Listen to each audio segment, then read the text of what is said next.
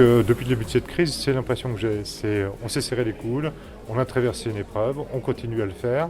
On le fait entre collectivités, on le fait aussi avec les acteurs économiques, consulaires, les représentants de branches. On a traversé un premier épisode absolument dramatique dans la région, vous le savez.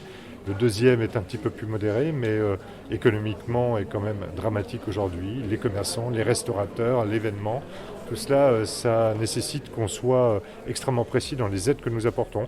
Nous n'avons pas toutes les réponses, mais en tout cas, on soutient là aussi ce monde économique qui souffre beaucoup aujourd'hui.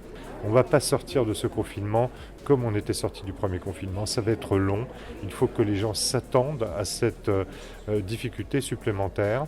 On n'est pas à l'abri d'une troisième ou d'une quatrième vague. Je crois qu'il faut avoir aussi la clarté de leur dire, la clarté d'être pédagogue, de dire aux Français ce qui se passe. Et moi, je regrette aujourd'hui que le gouvernement soit trop centralisé dans la gestion de cette crise, ne s'appuie pas sur les responsables locaux que nous sommes. On a beaucoup parlé du couple préfet-maire. Aujourd'hui, il a éclaté en mille morceaux. C'est pas parce que le préfet informe régulièrement les maires que les choses se font pour autant.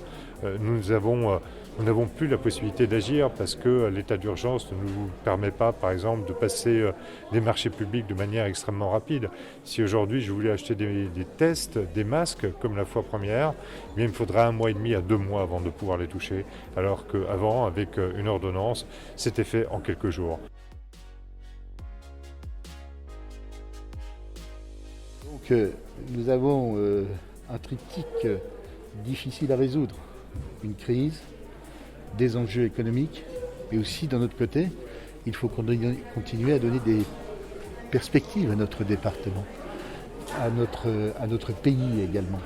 C'est la raison pour laquelle nous travaillons d'ores et déjà sur des perspectives à l'échelon régional en matière d'aménagement du territoire, en matière de mutation économique, en matière de mutation environnementale, en matière de formation.